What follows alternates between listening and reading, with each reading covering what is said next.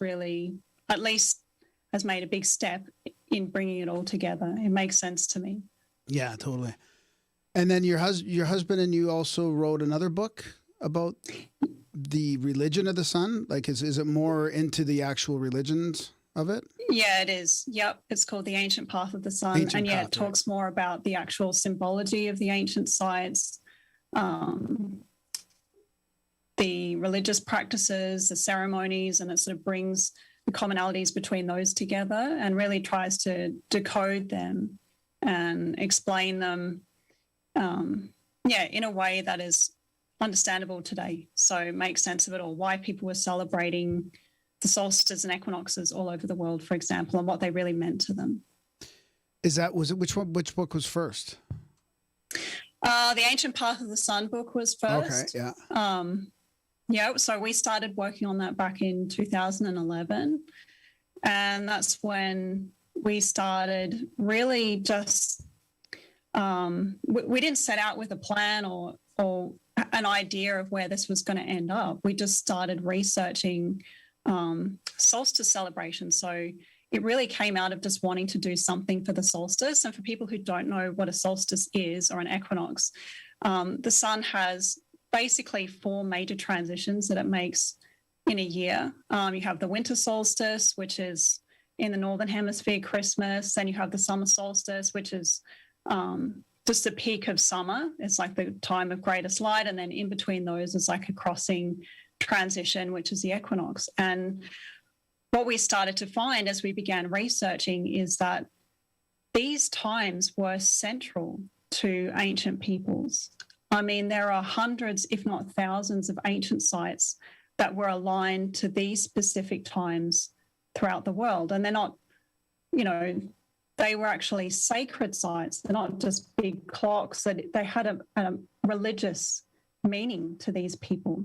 And they've survived today, for example, in the celebrations of the solstices and equinoxes, which people still celebrate today as part of their ancient traditions. Like, for example, people in Central and South America, obviously pagans in Europe. These were huge celebrations and they were hugely important. And it was like that we started to research the commonalities between different ancient cultures, and just one thing led to another. And we realized that these ancient sites, celebrations, were actually part of what was once a soul religion, a common religion that is possibly tens of thousands of years old.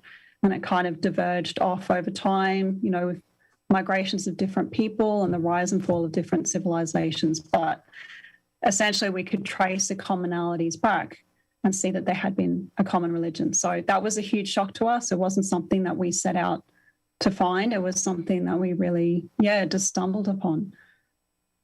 Before we get into that part of the book, which is fascinating, can you get into a little bit about the path itself and how, like, what does that look like in today's religious sort of context or spiritual context? Is it sort of like a pagan thing? I mean, I see some runes behind you, and it's like, does that look like what we would think it looks like right now? You describe it a little bit in the ancient religion, but I think it's I'd like to learn a little bit more about it. Yeah, sure. So basically, the solstices and equinoxes, so they form essentially like a path of the sun. So the sun, you could say from our perspective, makes a journey through the sky each year. And this journey is profound when you think about it in terms of the antithesis of light and darkness, because this not only relates to the exterior world, but it also relates to us and who we are and our journey through eternity, really, our journey of consciousness. We have light and darkness within ourselves. And so these solstices and equinoxes had a very profound meaning. And essentially, they illustrated a path of transformation that someone could take. So I'll give you an example.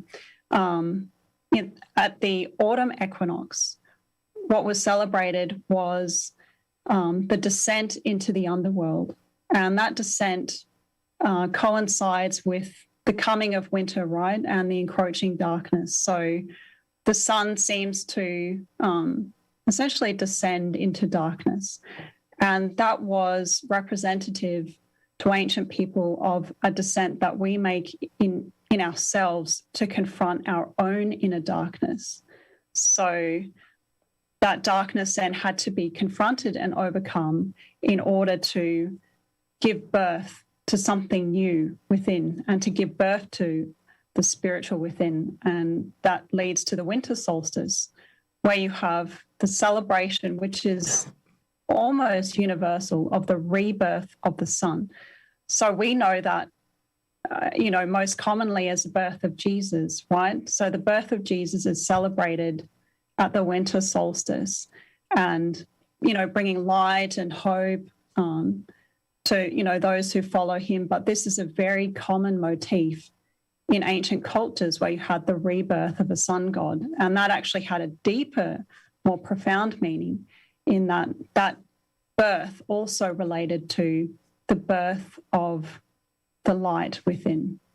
And so then the path continues through the spring equinox where you have resurrection until you reach the final culmination at the summer solstice, which was complete enlightenment at the time of greatest light. And you can see that same pattern represented in the life of lots of different sun gods of the ancient world. People have drawn up many comparisons between Jesus, Osiris, Mithras, for example. And essentially, those gods were often venerated in ancient mystery schools where this path formed the pattern of initiation for people. Is there a meditative practice to it at all? Can you bring in this solar energy, or is that part of it as well? Yeah, look, so the next big project that I've got on is to research all the different ancient practices, so to actually look into the ancient texts, but certainly meditative practices, all sorts of different spiritual practices were part of it. Anything that kind of helped to raise your energetic frequency and to connect with the divine light or that spiritual energy that's coming from the sun. There are also core practices too, which were very important, that brought about like a personal transformation. So like a form of spiritual psychology was really important, being able to essentially confront and overcome one's own greed and anger and hatred and things like that, like I was talking about before with the autumn equinox. So there were lots of different practices that someone could do, with some very sort of key important ones. What about the more recent sort of breatharianism, or I've heard of people call it breatharian or breatharian as well. Is that some connected to this at all? I haven't specifically found that as being connected, although, for example, in Hinduism, there are a lot of breathing exercises. They talk about taking in prana, and prana was essentially seen as the sun's energy, but it was throughout the atmosphere, so that when you were consciously breathing in, you were breathing in this sort of divine energy or prana. Like I said, I'm yet to research that and just what kind of effects that would have and how useful it would be. But yeah, look, I've seen that could be part of it. Yeah, I tried a bit of a solar meditation from that book that we had on high magic. It has and it's very interesting if you practice this. Like, there was a fourfold breath and breathing in the sun and watching it come up in your imagination and then go down, and you could feel the energy, like just from even just trying to focus on it. Why were you going to laugh? Indians are solar powered, buddy. You're solar powered, yeah. Oh yeah, we charge up in the summer and it gets us through the winter. Yeah. I was just in the desert and the sun was fantastic. Yeah. Oh my God, what a difference. Yeah.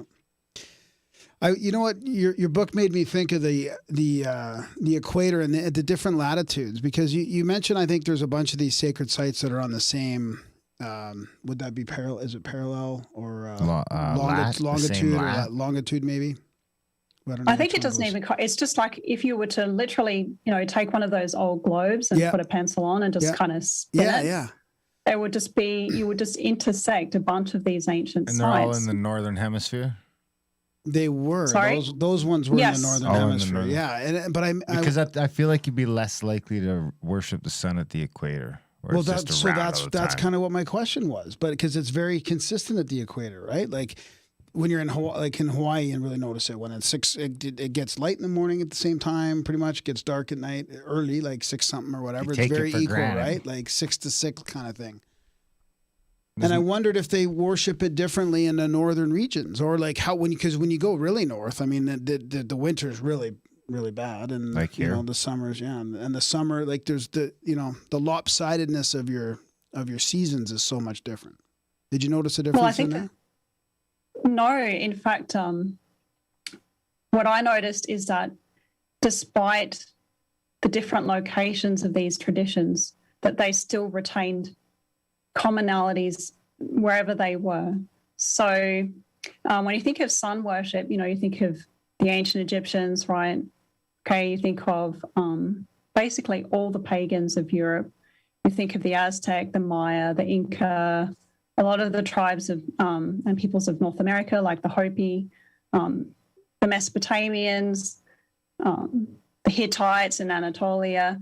So, I mean, I could just go on and on in terms of a list, and wherever you go, you find commonalities. So wherever these people were, and what I liken it to, or try to use an example to help people understand how this ancient religion spread, is that, if you think about our civilization, and if it ended tomorrow, right, and in, let's say, 5,000 years, people are digging up, trying to understand, the people who went before. Well, what are they going to find, right? They're going to find the same looking buildings with crucifixes, right? Almost everywhere. They're going to find statues of a man dressed in a robe with a beard, almost everywhere around the world. And what this indicates is that obviously that religion of Christianity spread. And despite being in different places, it kept like a core doctrine and set of symbols.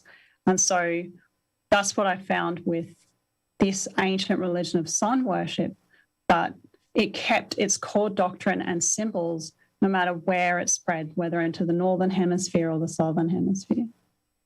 Huh, that's fascinating. So it doesn't matter. Yeah, it doesn't matter where, like if the sun is, setting at 6 o'clock or 11 o'clock during summer, So I guess that means it has more to do with does that mean the zodiac is playing into it? Because that would probably change with the seasons, right? The stars that they were seeing as well. There is some other like stellar symbolism. So obviously, like in ancient Egypt, for example, you have like Orion was a really significant constellation, Sirius, and you find that again as a similar motif that spreads. So you have the constellation of Orion become central to a lot of other cultures as well. And even, I mean, you might be familiar with this, but, the ancient pyramids of Giza, how they align to the 3 stars of Orion's belt. Well, you have 3 pyramids in Mexico that also align to the 3 stars of Orion's belt. And one of them, the Pyramid of the Sun, shares almost exactly the same dimensions as the Great Pyramid of Egypt. So there's clearly like a very strong connection there. So I haven't seen like a real focus on the constellations, but I've seen a focus on certain constellations, and they appear again and again, particularly the constellation of Orion. It's very important. Yeah.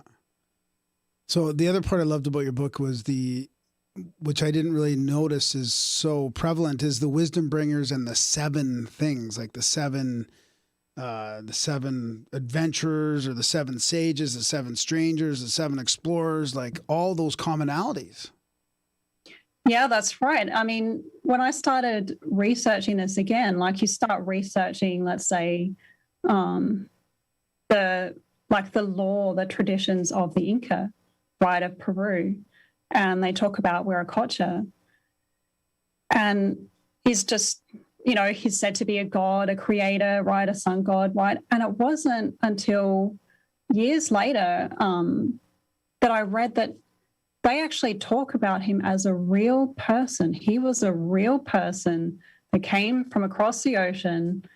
He's described in a very specific way, definitely, not a Native American, someone who's come from a foreign country. And, he taught them their solar religion. He taught them the arts of civilization. And then he moved on to teach it elsewhere. So a lot of these figures that we've come to realize, or come to think of as gods only, were actually described in the indigenous traditions of people as real people. So Osiris is another one. Osiris of Egypt is sort of always portrayed as this god, but again, he was a real person who was said to have come to Egypt to teach them their religion of sun worship and the arts of civilization. And the similarities between him and Viracocha of South America are absolutely striking. It seems very likely that either he or someone who was part of his group or party or whatever you want to call it actually traveled to Peru and taught people there. So I just found this absolutely shocking and revealing. And that, like you said, the same story keeps popping up again, that there's this great sage who's followed by 7 others. And this is found again through all these different sun worshipping civilizations. Do you think that has anything to do with the Pleiades? Or do you know why it's 7? Yeah, so I think it was done for a symbolic reason. I don't think that it was just random, that there just happened to be like 7 people. I think they were chosen as part of like a long tradition, so that there was actually a priesthood of the ancient religion of the sun, and that this kind of number was very important.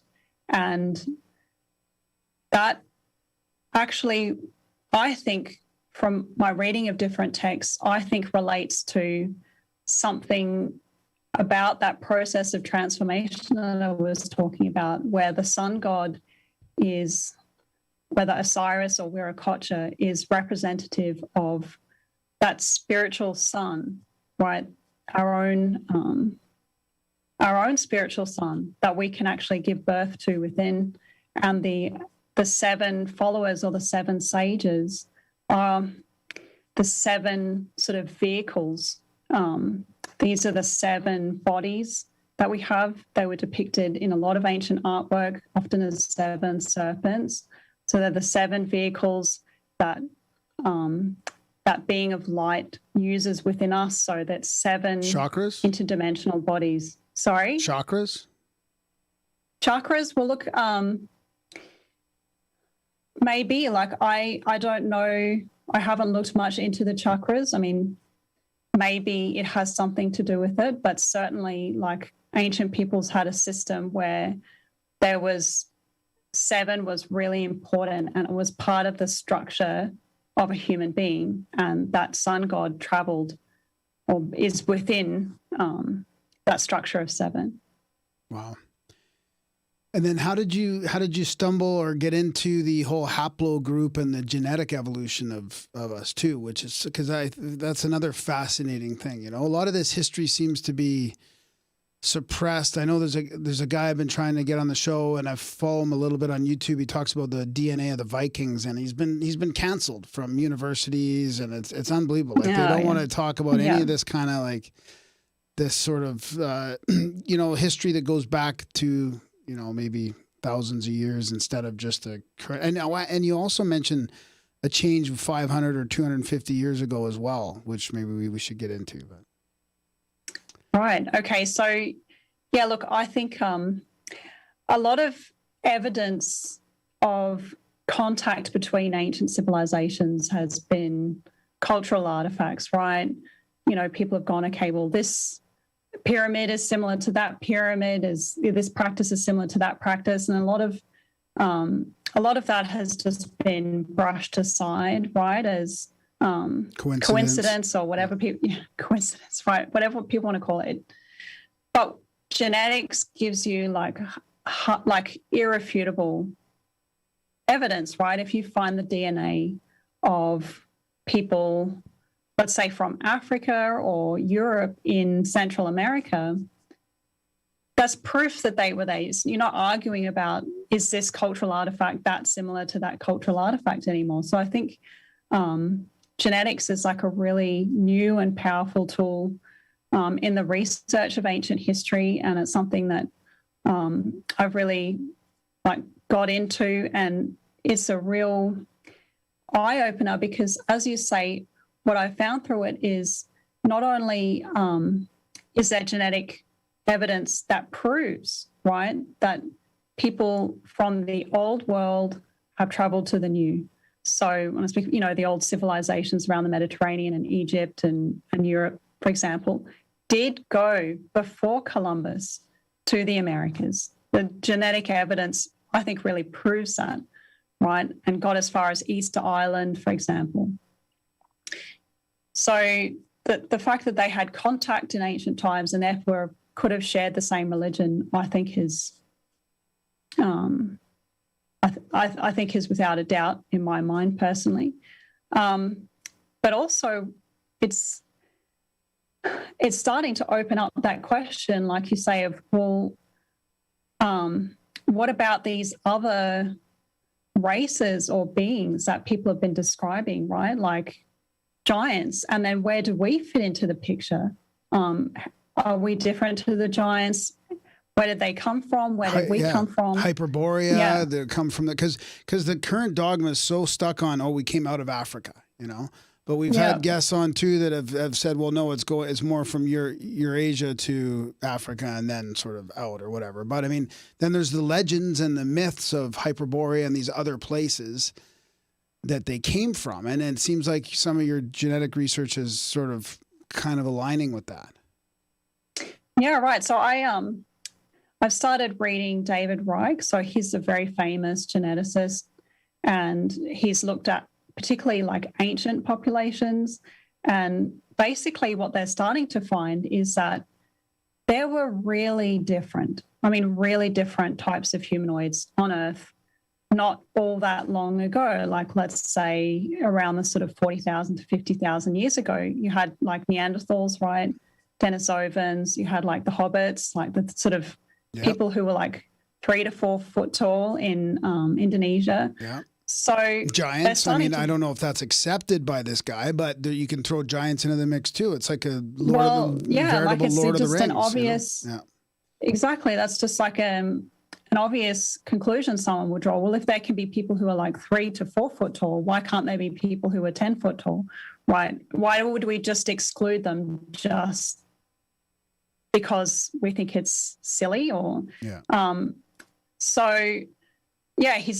he's basically found, geneticists are finding that there are all these different types of humanoids. And so it's one of them actually remarked that the world looked more like the set of Lord of the Rings, right, back then. Yeah. So we're used to just seeing us, right? We all look, fairly similar, right, same height. But the world was very, very different not all that long ago. And so that's where giants start to become not some kind of fairy tale, but something that really, a race of people that really could have existed. And I mean, you find references to giants in so many indigenous traditions. These are not indigenous, these are not just people writing books now. These are like age-old traditions that were written down in some cases hundreds of years ago, where you have people in Central America, South America, North America, all talking about these giant people, and they're very specific about them. And what I found amazing is that their accounts actually correlate, and they also start to correlate in with Atlantis. So, yeah, I mean, that's something else that we could talk about. Yeah. Atlantis. Sure. Yeah. It's always fun to talk about Atlantis. Yeah, I mean, we had Randall on. That's one of the episodes we did with Randall is Atlantis. Oh, he's great on Atlantis. And you even mentioned that at Mid-Atlantic, the Mid-Atlantic Azore sort of range, and we went into that with him with the profile of the mountains and all that. I can't remember what you call that. The Azores. When you're looking at the map, with the elevations and all that, I mean, you can clearly see there's a whole ridge. The Mid-Atlantic Ridge. So it's cool that you talk about a lot of that stuff in your book too. Yeah, that's right. I think Randall really, I found, is just the best person for geological evidence for Atlantis. I think he's just done an outstanding job. And yeah, I talk about him in the book and quote him a lot. Yeah. Yeah. So, do you think Atlantis is that? Because we kind of ask Randall these same questions, but do you think it was a global thing, or was it a sort of more of like a city-like thing, and maybe in the Azores, or was it a civilization, or a global civilization? What are your thoughts on that? So Atlantis, I've come to Atlantis because I think that Atlantis played a major part in the ancient religion of the sun. I think that's essentially where it came from. You could say before the end of the Ice Age, I think. And there's different sources that talk about that, different ancient sources that you could say the Atlanteans. There are different accounts apart from Plato, and I can mention some of those, like in Hindu texts, for example, in Central America. They're clearly talking about Atlantis. I mean, the name in some cases is very similar, like Aztlan was what the Aztecs called it, right? So they said that the people there, right, were giant in stature and they worshipped the sun. Their religion was sun worship, right? And so what I think happened then is, obviously we know the story of the destruction of Atlantis. There were survivors. So there are ancient texts that say that there were survivors, right, from this sort of island civilization, and that they basically went on as like divine instructors to try and reestablish that ancient religion. And so that's where we go to the Wisdombringers, right? You have Osiris, Viracocha, Manu, for example, who turn up after a great flood, and they're teaching what? An ancient religion of the sun. So I believe it traces back to like an ancient priesthood in Atlantis, and Atlantis and being inhabited by this sort of former race of people, this giant race of people that so many indigenous people talk about in their traditions. Fascinating. And then something happened. Like, so the Wisdombringers came around, let's say from like the end of the Younger Dryas, Atlantis, the flood, for thousands of years trying to reestablish this religion of the sun. Some of it makes it to all these different parts of the world. And then something kind of happens and collapses in that. And when we get into the sort of the modern dogma of religion.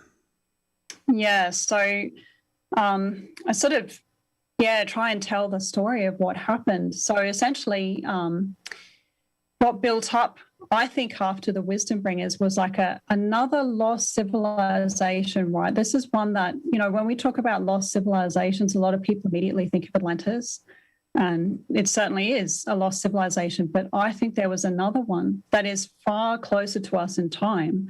When you look at ancient pyramids around the world, for example, and how similar they are, and you look at the dating of them, there must have been a civilization within the last, let's say, after the Ice Age, so within the last few thousand years, that built all those, right? And there is clear evidence through the DNA, like we were talking about, through languages, that there was contact between ancient civilizations thousands of years ago. So after the time of Atlantis, right, sort of between us and Atlantis. And I call that civilization the lost civilization of the sun. Right. And what actually happened, right, is that civilization collapsed. So there were different events that led to that collapse. And one of them I talk about is what's basically been called the worst disaster in ancient history. And that was the late Bronze Age collapse, which happened about 1200 BC. And it just I mean, it just annihilated literacy. It just led to dark ages for like hundreds of years. It collapsed, like, you know, the ancient Egyptian Empire, the Hittites, all those ones sort of around the Mediterranean, in Syria. And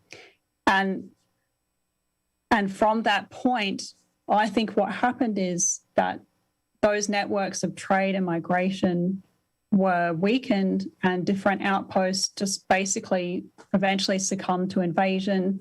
And there's a period of kind of, I would say, dying Darkness, out and yeah, degeneration. Yeah, over a period of hundreds or thousands of years until, we sort of see the rise of Christianity, which just finished off the remnants by the time, you know, the Spanish get to the Americas or whatever. They're just, the last few outposts that were still practicing some form of sun worship were just obliterated.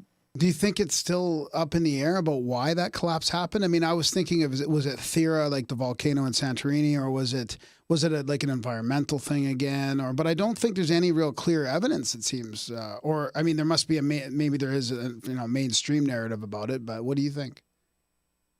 I suppose I only know sort of the latest research into it in the mainstream, which is that they essentially don't know. They think that there might have been something environmental, or like a sort of, it had been a culmination of things. I think they've found written evidence that people were essentially starving. So there had been a huge drought and people were starving, and then they were invaded by, you know, the famously called sea peoples, right?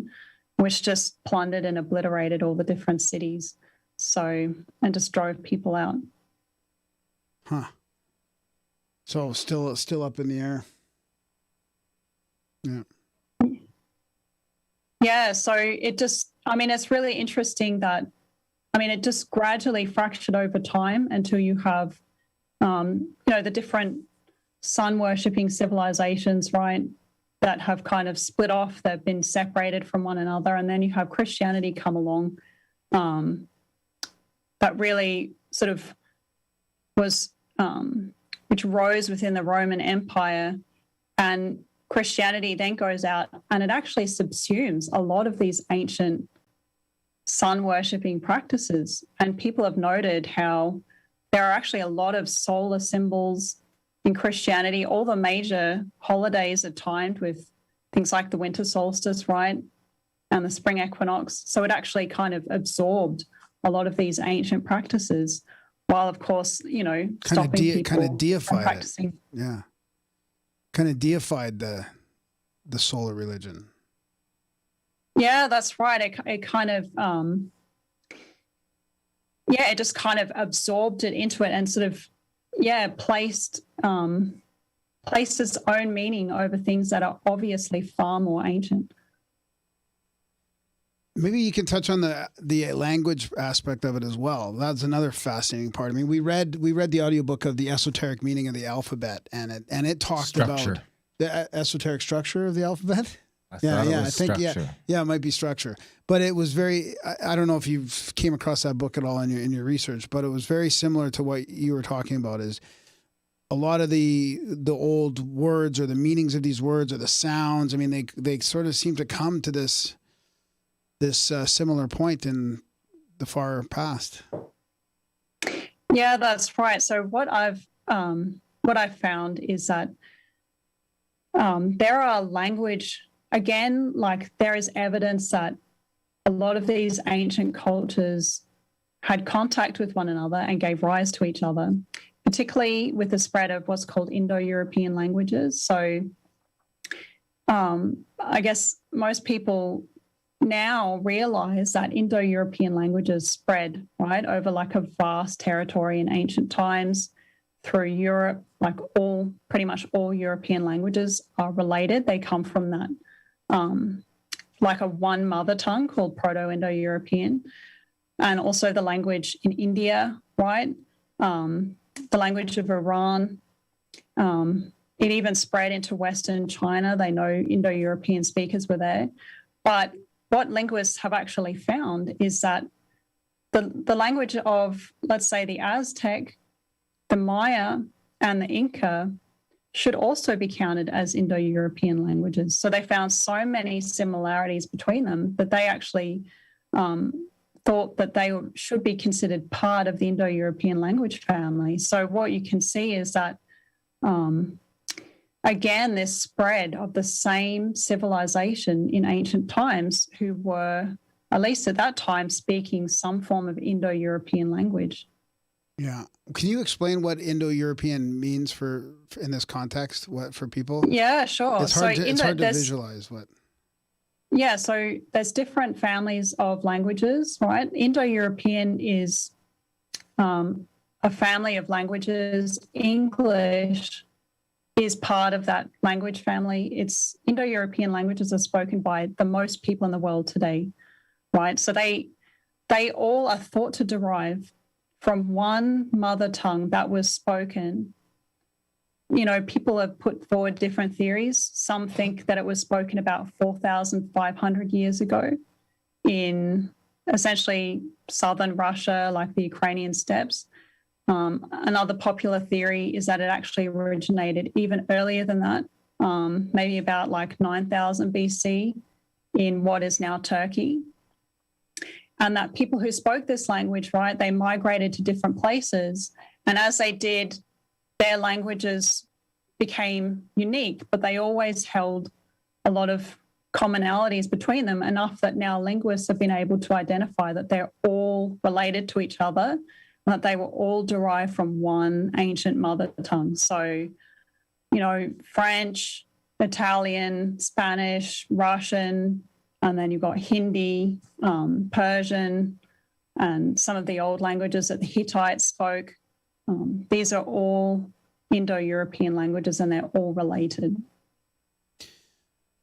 That's interesting. You talk about 9,000 BC in Turkey, because that's like, 11,000 years ago? Is that like Gobekli Tepe? Does that tie into that? Yes, Gobekli Tepe time, yep. And that's like the time it was getting buried, or was that the time it was like rocking? I think from what I've read, the time that it was built was about 9,500 BC, which, as you're probably aware, is a very interesting and pivotal time because, right, the end of the Ice Age, they've been able to date that through Greenland ice cores, 9,700 BC. The date Plato gives for the submergence of Atlantis, around 9,600 BC. So it's right in that sort of snapshot of a few hundred years, right? And so then what we have is Gobekli Tepe emerges. I see signs there of Indo-European solar religion, Indo-European religion, and you see those motifs, like, you know, of the statues. People talk about the sort of bucket-like object, right? And the sort of hand position on statues as sort of kind of pointing just the hands together below their navel, right? And then you start to see that on that motif, right, appear in Tiwanaku, in Bolivia, at the ancient site there, in Easter Island. So we see this kind of this spread of these motifs. And what I'm saying is we also have the spread of language, right? And we also have the spread of DNA that shows, I think, that Gobekli Tepe was central to like the Wisdombringers teaching people in that region, and those people spreading out and spreading civilization, which is what I talked about earlier, the lost civilization of the sun, where they spread this solar religion again throughout the world. Do you think that could have been as a result of some crazy cataclysm? Because we've had a bunch of people on the show like Randall Carlson that think that because that time you're talking about was right around 11,600, 11,700 years ago is the end of the Younger Dryas, which is, you know, well, a lot of people are starting to think caused by a couple of big impacts into the ice sheet, which caused massive flooding, sea level rise by 400 feet, you know, maybe some isostatic depression that causes other places in the middle of the Atlantic to drop down by thousands of feet and stuff like that. So you could see how those people might be worshiping the sun because they haven't seen it in a while. And, you know, and you could have generations there that haven't really fully understood how cool the sun is when it's not blocked out by a bunch of rain and this and that and the other. Yeah, so I I mean, from my reading of like indigenous traditions and ancient texts, I absolutely think as well that there was some kind of impact right at that time. And that impact is said to have wiped out the giants, essentially, mostly. So we're talking about the giants before, that basically wiped them and their civilization out. I mean, there's evidence that they kind of continued and just they eventually were wiped out, I would say, by modern humans. But or they went into the woods. They went into the woods and turned into Sasquatch, maybe. It's so interesting, isn't it? Because now Sasquatch, it kind of makes sense, right? There's something, and again, like ancient texts talk about, there was some kind of interbreeding event that led to these kind of almost like half animal giant creatures. Wow, really? Like, wow. Yeah. The Nephilim. Yeah. Yeah.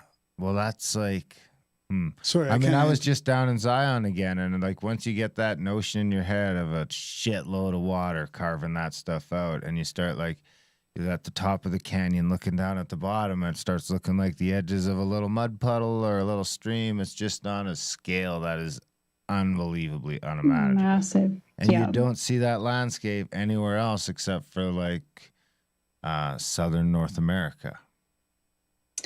Yeah, which is really interesting because there is a legend among the Comanche, right, who were in that region, and they talk about how there was a race of giants who developed a very advanced civilization, more advanced than the civilization, Western civilization at the time of the telling, which I think was in 18 something. And he said they were 10 foot tall and that they ranged from like the east to the west coast. And that the same essential story as Atlantis in that they become arrogant, right, and proudful, and that the great spirit descended to earth and wiped them from it with fire and deluge. And that's fascinating. And you've got the copper mines you talk about. Was it copper? The copper mines, right? I mean, it seems like there's evidence that a whole bunch of that minerals was transported to the Middle East over the Atlantic, maybe, or something, maybe by giants. Who knows? I mean, yeah. So the copper mining, they've sort of carbon dated the sort of workings of the copper mines there, and amazingly, they stop right at 1,200 BC, right? Oh my which God. is the date we were talking about, which is the late Bronze Age collapse, and that's just when it just stops. And they've never been able to find that copper in North America. You know, where all the vast amounts of copper went, but there are vast amounts of copper and bronze artifacts, right, all throughout the Mediterranean, like in Egypt and Europe. So the inference is that it was transported there, and when those civilizations collapsed, they were not able to make the journey to sort of bring the copper back anymore. I think it's hard for people to realize, because a couple of years ago when we started to get into this, I was like, really, they were sailing around? Like, it's hard to imagine that they were seafaring way back then. But you show a bunch of examples of the reed boats and all different pictures and all different places and going way back, right? Right. So one of the best, I think the best evidence, or the best way to explain this, is that there was a Norwegian Thor Heyerdahl. Oh, yeah, you got a lot of described Thor in the book. Yeah, he's a really cool guy. So he was described as like the greatest explorer, or one of the greatest explorers, right, in history. And what he did, like I think it's in the 50s into the 70s or 80s, is he actually built boats according to ancient designs. No plastic rope, right? No cheating. Everything was made using natural materials, and it was based on depictions of actual ancient ships. And then he used those ships to cross the Atlantic and the Pacific Oceans to prove that ancient people could do it and were doing it. And in fact, what he also talks about is that there are currents in the ocean that kind of act like conveyor belts, and where that conveyor belt kind of starts right on the west coast of Africa, you just sort of get on there, you just kind of carried quite naturally across to Mexico in Central America. That's essentially the journey that Columbus took, and that's where like what they believe is, but I think it's older, but one of the oldest civilizations of Central America just suddenly bursts out of nowhere, which is the Olmec civilization. So it looks, it just looks so obvious that ancient people left like the Mediterranean, West Africa, and they just took the reed boat and got to Mexico. And that's where you find all these artifacts depicting African people, European people, Semitic people doing yoga. I mean, in Egyptian sort of looking headdresses. So it just becomes obvious what happened. Yeah. Do you think there's any evidence to suggest that any of those African people ended up in southern North America before the settlers got here? Yeah, I mean, among like the artifacts of the Olmec are just giant stone heads that look exactly like African people. I mean, they're just African people. They were clearly there. And in fact, the ancient texts of the Maya, called the Popol Vuh, talks about how their civilization was founded by Black people and white people in great numbers who spoke different languages. And they painted very skillfully, using colored paints, all the different racial types that were living there. So the native Asians, obviously European people of some kind, and Africans. Wow. Remember when we talked to Hotep Jesus about thinking that there was Black people here already when the colonials started showing up, and they were just like snatching them up in slaves, but they didn't want them to ever have any future claim to the land. But I'd always wondered, like, why not just do that with the Indians too? Yeah. And say they were like from some other place. Yeah. I don't know. But there does seem to be evidence of all sorts of people here before we were here. It's definitely Absolutely. not. What does Michael Shermer call it? What's that? Clovis first. Clovis first, yeah. Yeah, you have a bunch of different examples, right? Of North America being seen before. I mean, was it the Vikings? And I mean, all kinds of cultures were here before, it seems like. It really seems like that whole Columbus narrative is just falling apart in pieces. It's just like a fairy tale, really. It's something that's just become kind of romanticized and is one of the, I'd say, the great myths of our civilization. And it is just a myth. Yeah. Yeah. What about that we're free? That's turned out to be true. That's another one. Yeah. Do you think that something else happened? Like, I think you mentioned in your book, and Darren's been talking about this recently, about like that our history doesn't seem to go, like when you go back 500 years, something seemed to have changed, or, even a couple hundred years. The older I get, the more I do the show, it seems to change. Because it's like, first it's like, okay, well, because at first, when I got into watched Ancient Aliens like 10 years ago before I started doing the podcast, I was never into it was the aliens thing, but it always got me curious about an ancient civilization, like an Atlantean civilization or a pre-Ice Age civilization. And that was sort of where it ended. And then it was like, that the pyramids were to them and the Sphinx was to them. But then, now I got questions about Rome. And it starts to get weird, even starting to look at that history, because you look at Mussolini's in the 30s is excavating giant. He's digging out Rome. Well, I don't see anywhere in our conventional historical timeline where Rome has time to get buried in 40 to 60 feet of debris. It just doesn't make sense. No place else gets covered in that sort of stuff. And then you've got this other weird thing that's going on in the 14 to 1700s where they're just building these magnificent cathedrals and temples and it's like unmatched in history, and I would argue even to this day. We've kind of regressed in a lot of ways in our building. Yeah. I mean, they do pull off some stuff from time to time. We were looking at some stuff just from the World's Fairs that they were doing, back in the 1800s, and that shit was better than the stuff they're pulling off today. And it really makes you wonder, what you can trust, because it really wouldn't be hard to hijack this thing at any given point. Yeah. I mean, they've been trying to convince us that the pyramid's Khufu's, you know, and I mean, there's no fucking way that's the case. It's just, it's not happening. It's like, I don't know. I think you mentioned in your book that even Rome was in there about you. You were saying lots of travel to North America until the Romans took over. It seemed to kind of. Yeah, that's right. Yeah. Yeah, it seems like a real transition point. So, I mean, Barry Fell, who's done a lot of research into the artifacts of North America, has just found that essentially they start to dry up after like the expansion of the Roman Empire. So do you think there's a possibility that those two things could be sort of mixed up?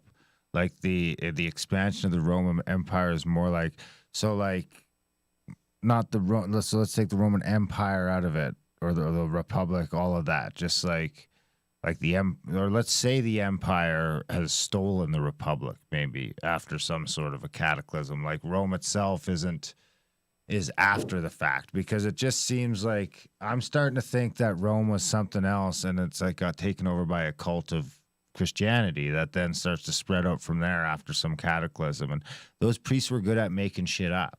I mean, they were really good at scraping off parchments and doing this and doing that, and it just wouldn't surprise me for them to have just invented the whole thing, to just invented this thing to sort of, you know, start taking over the place again, because now that turns into the Vatican.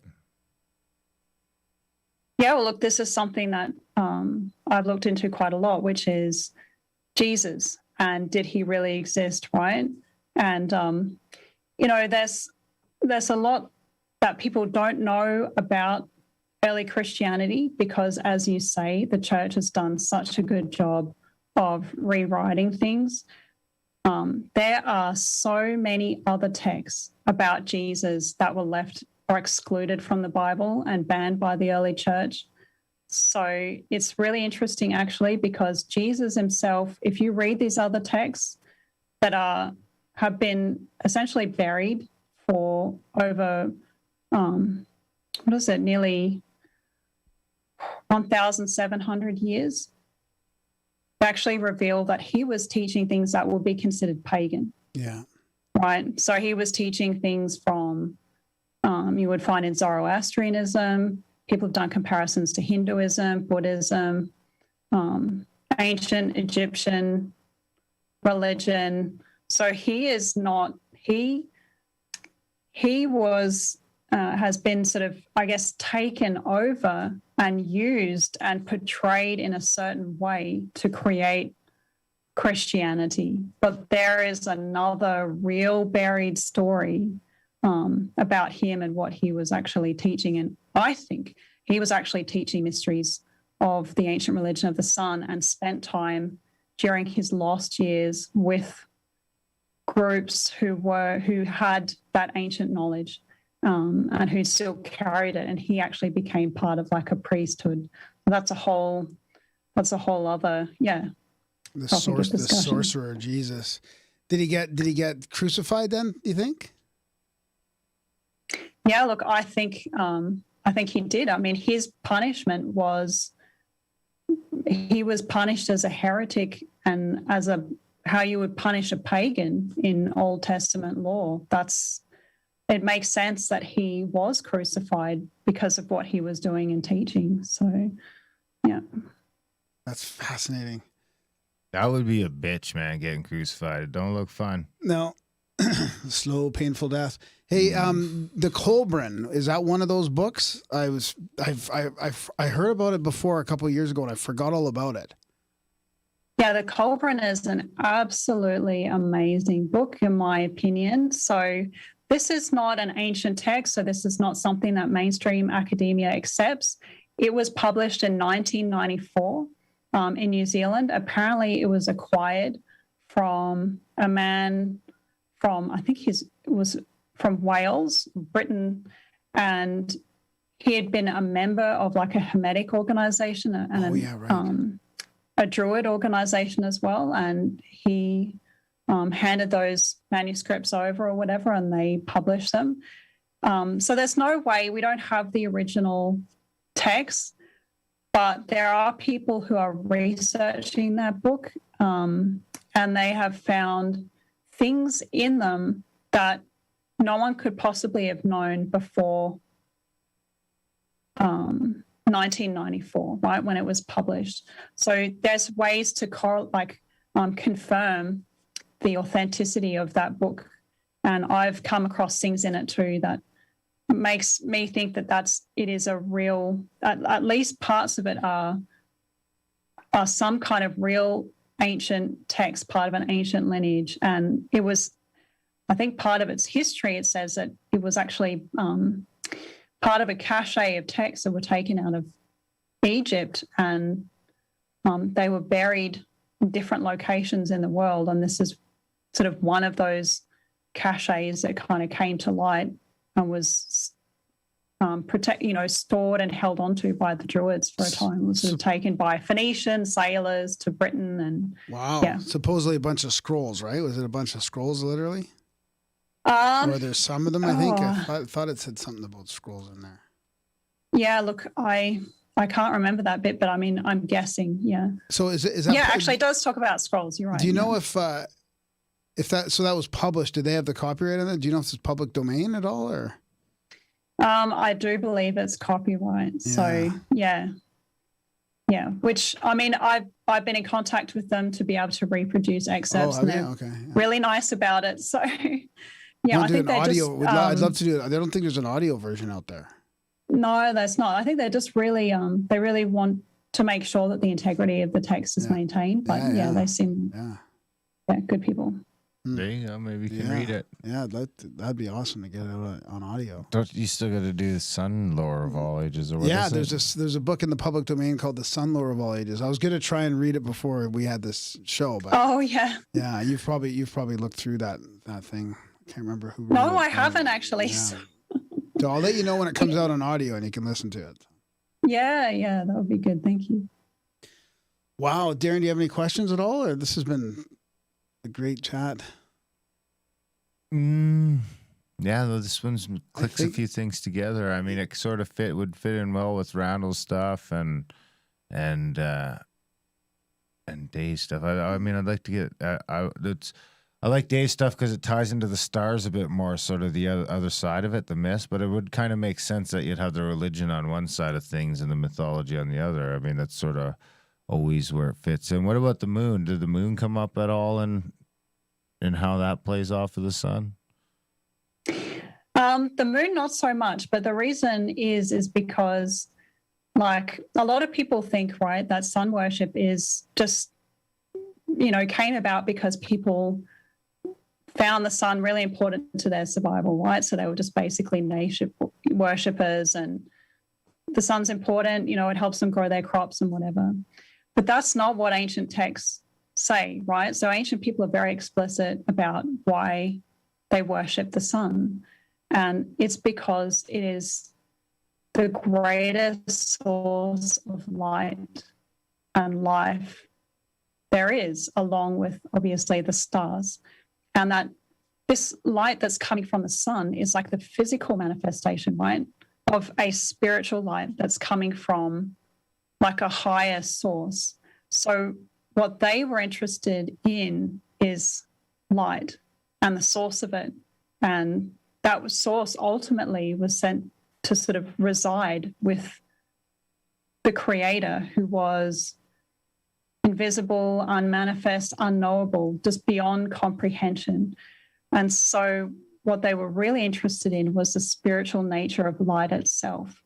So it's not just that it was an astrological body that was really, kind of important to their life, but it had to do with the spiritual nature of light itself and what light actually is. And that's why, ancient texts say they actually built their sites, like the Sphinx, the pyramids, passage mounds in Europe, the pyramids of Central and South America, ancient palaces and cities in alignment with the sun, so that the sun light itself came into the place of worship and could be worshipped directly. So not an image of the sun, right? Not an idol of the sun, but the sun itself. And that's why We have hundreds and thousands of sites around the world that actually incorporate the sun at its major transitions into the holy place itself. And that's how we started to see that all these ancient sites were actually tied to this same belief. Do you think there's a war on spirituality right now? I mean, do you think that part of the reason why some of this history is hard to talk about or they don't accept it is that intentional? Is that because they Absolutely. Yeah, really? Yeah. Absolutely. And see, what a lot of, I guess, people are unaware of is that there are people who are interested in a spirituality of light, right? But there are also those who want to dim the sun, find a religion in darkness. Yeah. And that darkness hates the light, because the light, and this is very profound, right? How light and darkness interact with one another. Light threatens the very existence of darkness by its nature, right? If you shine a light into a darkened room. And so those whose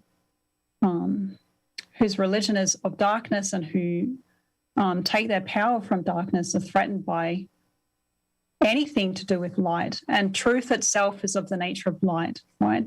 So there has always been this antithesis between people pursuing different paths, and it goes on behind the stage of history.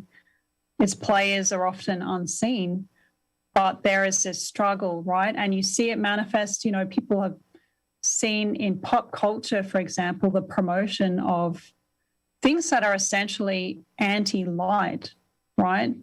A lot of ideas that are anti-light, unnatural, right? And this sort of push of people talk about it being satanic, but it's actually much deeper than that.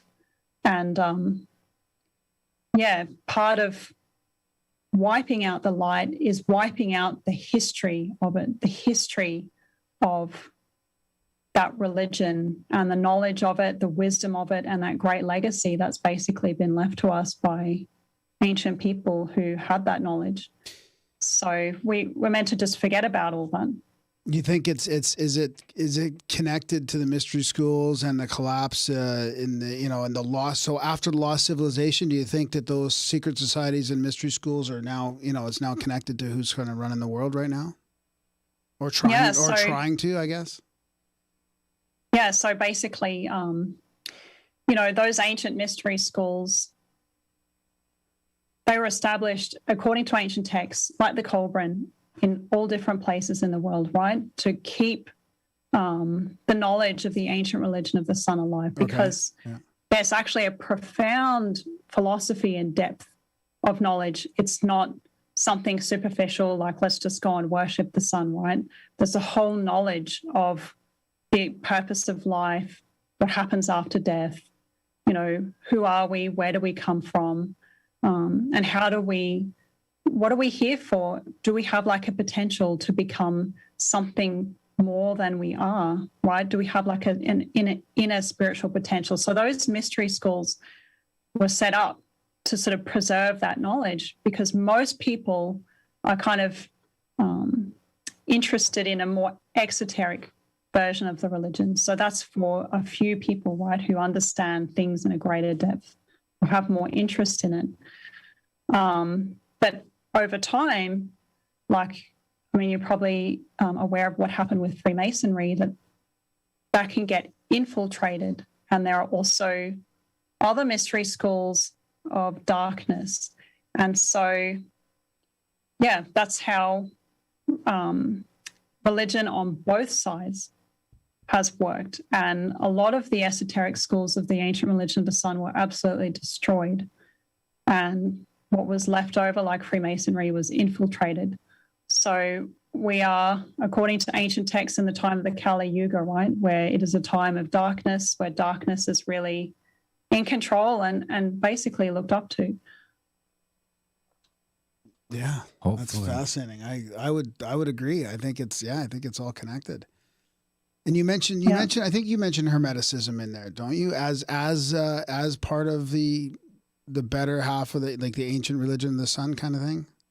Yeah, that's right. Because, you had all these mystery schools in Egypt, and they kind of survived underground, and their knowledge was preserved and sort of reemerged, at different times in Europe, for example.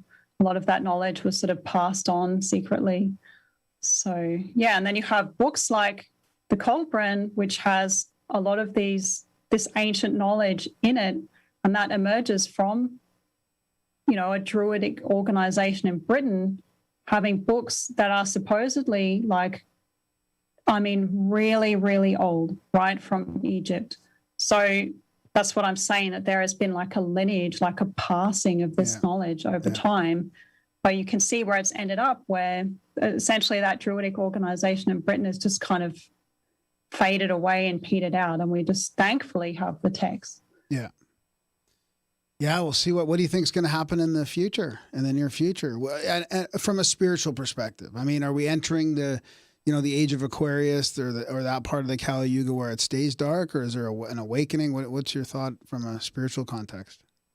Well, from reading the ancient texts, basically they talk really almost unanimously, right, of a coming cataclysm where, humanity will reach this kind of level of evil, and then the cataclysm is to come and sort of essentially wipe reset out most of humanity and just reset the earth. And they talk about how there are these cycles of catastrophe, right?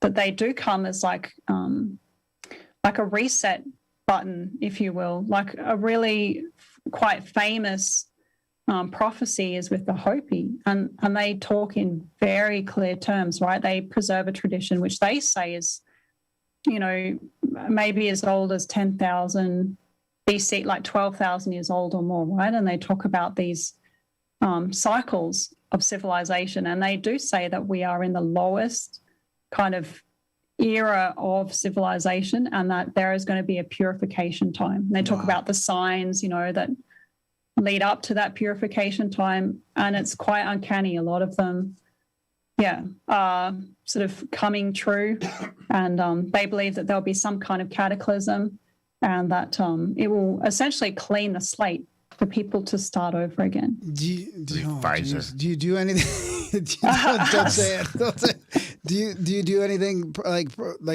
not to get personal or anything like that, but do you have a spiritual practice that would protect you or keep you at a higher vibration, or do you have any advice for people? Because it's hard to stay aware about that and yet not be black-pilled or not be attached to the negativity from it. How do we watch that? How do we see that without becoming part of it or without manifesting it?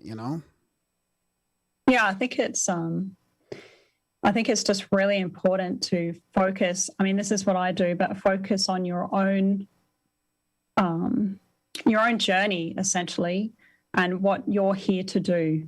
So, we obviously have no control over what other people do. Everyone's making their own choices, right? Essentially, we all have free will. I know, that there are controls placed on us and so on, but we essentially have free will, and people are making their own decisions, and we need to make ours, and need to see what is it that we need to do, right? Personally, what are we here to do? And from that perspective, then it's really focusing on, okay, where do I need to get to? What do I need to change? What do I need to become? And essentially, that's at the heart of the religion of the sun, is that personal transformation. And that really seems like it really seems like the most important thing to do, because time is running out according to ancient prophecies. I mean, maybe it's hundreds of years away, I don't know, but we have to make use of the time that we have. Awesome. I agree. Where can our listeners track you down if they want to find more of your stuff? I have a website, sakrosawel.com, and that's the same name as the YouTube channel. So, Sakro Sawel. I don't know if you need me to spell that. Are you on Twitter as well? No, I'll put a link in the show notes. It's Okay, Are you cool. on Twitter too? Sorry? Are you on Twitter as well? Yeah, I'm on Twitter, Sakro Sawel. Yep, Yeah. on Twitter. Man, this I has been think a that's where I great tracked chat. you down on Twitter while I was banned still, but I got back. I'm back. Oh, I'm yeah. back on Twitter. Yeah, for now. It won't last. No, that's right. okay. Yeah. Got to have a backup plan. Yeah. Yeah, I really recommend your book. It's like one of my favorite parts about this is just being able to meet people like yourself that have written these awesome books, and I get to read the books, and they fit right in. Like, it fits right in with all the stuff we've been talking about lately on different shows, and it just really sort of puts it all into a coherent narrative. Baby. And I love the chapter how you guys put yourself out there and you speculate on this whole thing in a summary chapter. I like that. You know, you're willing to sort of put what you think is going on instead of just staying sort of neutral about it, you know? Yeah, that's right. Otherwise, like, you never really can make sense of it all, you know? And I suppose that was part of the things that always kind of frustrated me a bit about ancient history, is that a lot of these things have just remained questions. But I think, we just need to dig down and find the answers. So Yeah. I'm going to keep at it. And I think part of it is you didn't go about that with the goal in mind. So you're sort of entering it with an open mind and just seeing where it all led you, you know? Yeah, that's right. Yep. Total shock, total surprise. Like, I remember, just having what I call like a Truman Show moment where you just kind of see, you know, a lot of the puzzle pieces that you've been looking at just kind of all of a sudden click into place. And I haven't looked the same at ancient history since. Yeah, totally mind-blowing. Awesome. Absolutely. Well, thanks for coming on the show, Lara. We'll have to do this again one day. Yeah, totally. Yeah. Let us know when. Yeah, let us know when your next book comes out. I will. Thank you. All right. See ya. Okay. Bye-bye. See you guys. Bye. Yeah. And that was a chat with Lara. What'd you think, buddy? Oh, Lara well. Atwood. Lara. Lara? Yeah, Lara. Oh, no, See, I can't now remember. you can't do now it. you, See? it's contagious. I know. My mispronunciations Sounds is contagious. contagious. You should hear the mispronunciations in the esoteric structure of the alphabet book. Oh, yeah. Yeah. That's okay. Did you get I haven't looked at the reviews, have you? No, I don't. I try not to look at the reviews. No, I got some good reviews to start on the Secret Doctrine, which is out.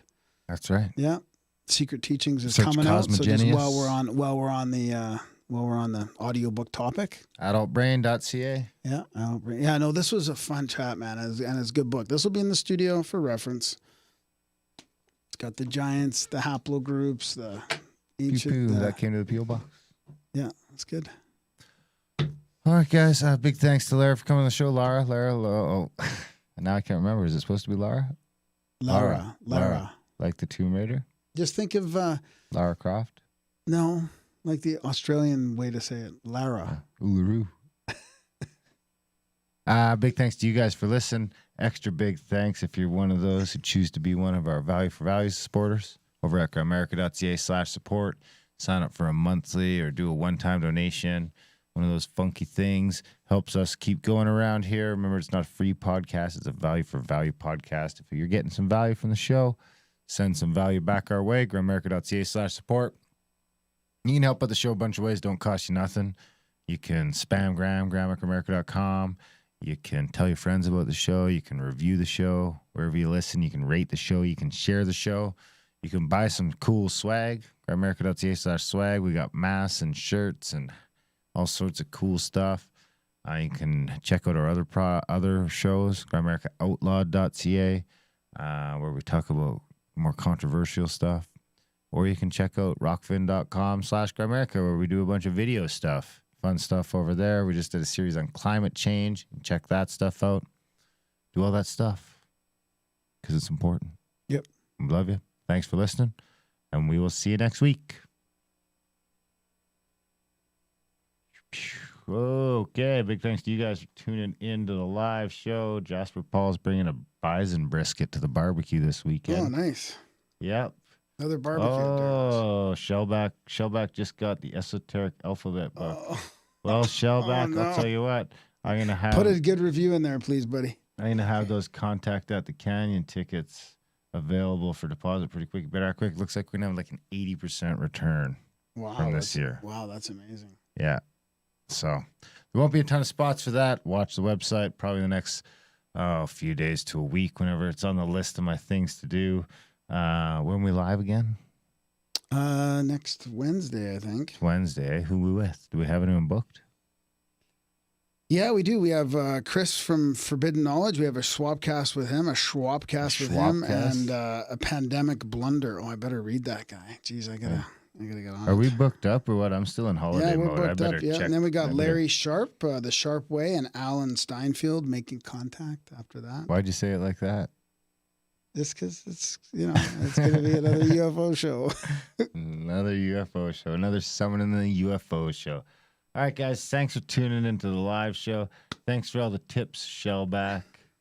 And Paul, of course, always hooking us up with the tips. The YouTube is popping tonight, too. Fuck YouTube. All right, guys. Thanks for tuning in.